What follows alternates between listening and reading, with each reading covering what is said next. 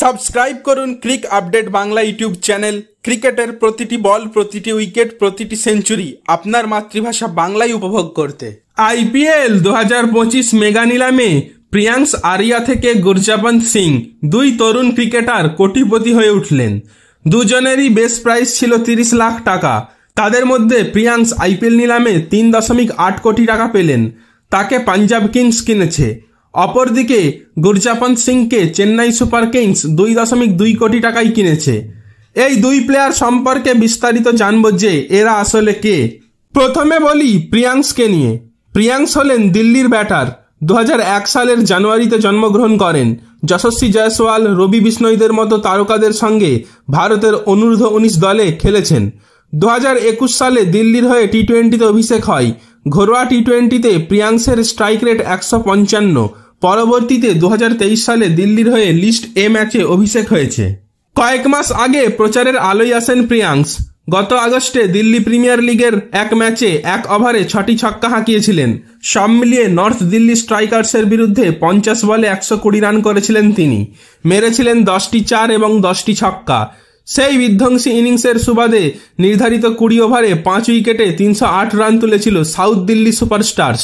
সব মিলিয়ে উদ্বোধনী দিল্লি প্রিমিয়ার লিগে 608 রান করেন প্রিয়াংশ।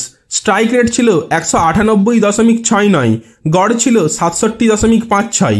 10টি ইনিংসে 43টি ছক্কা মেরেছিলেন তিনি।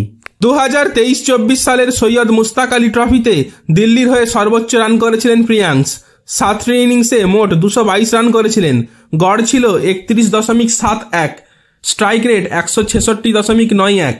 আর আইপিএলে নিলামের একদিন আগেই সৈয়দ মুস্তাক আলী ট্রফিতে 100 রান করেন প্রিয়াংশ। রবিবার থেকে আইপিএলের নিলাম শুরু হয়। আর শনিবার উত্তরপ্রদেশের বিরুদ্ধে 43 বলে 102 রান করেন তিনি। মারেন 10টি ছক্কা এবং 4টি 4। আর কোনো দুর্বল ব্যাটিং লাইন আপের বিরুদ্ধে সেই ইনিংস খেলেননি। ভুবনেশ্বর কুমার, শিবম মাভি, পীযুষ চাওলাদের উত্তরপ্রদেশের বিরুদ্ধে সেই 100 রান হাঁকান প্রিয়াংশ। এর পরে কথা বলবো চেন্নাইয়ের গুরজাপন্ত সিংকে নিয়ে। গুরজাপন্ত আদতে আম্বালার ছেলে। অনেকবার চেষ্টা করেও পাঞ্জাবের বয়সভিত্তিক ক্রিকেটে সুযোগ পাননি। সেই পরিস্থিতিতে কোচের পরামর্শে তামিলনাড়ুতে চলে আসেন। ক্রিকেটের সঙ্গে ওতপ্রোতভাবে জড়িয়ে থাকা গুরু নানক কলেজ থেকেই বেড়ে ওঠেন। কলেজের সুবাদে ইন্ডিয়া সিমেন্টসের বিজয় শিশির ব্যাটারদের নেটে বোলিং করতেন। সেখান থেকে 3য় ডিভিশনে সুযোগ পেয়ে যান। তারপর তামিলনাড়ু প্রিমিয়ার লিগে চুক্তি পেয়ে যান গুরজাপন্ত। অক্টোবরে রঞ্জি ট্রফিতে অভিষেক হয় তার। অভিষেক ম্যাচেই সৌরাষ্ট্রের বিরুদ্ধে দ্বিতীয় ইনিংসে 14 ওভারে 22 রান দিয়ে 6 উইকেট নেন গুরজাপন্ত। 5টি মেডেনও করেন। তার শিকারের তালিকায় চেতেশ্বর পূজারারও নাম ছিল। 0 রানে আউট করেছিলেন পূজারাকে। চেন্নাই সুপার কিংসের নেটে বোলিং করতেন গুরজাপন্ত। গত সেপ্টেম্বরে বাংলাদেশের বিরুদ্ধে ভারতের টেস্টের আগে চেন্নাইয়ের নেটে ভারতীয় ব্যাটারদেরও বোলিং করেছিলেন তিনি। সেই সময় বিরাট কোহলিকে বোল্ড করেছিলেন তিনি।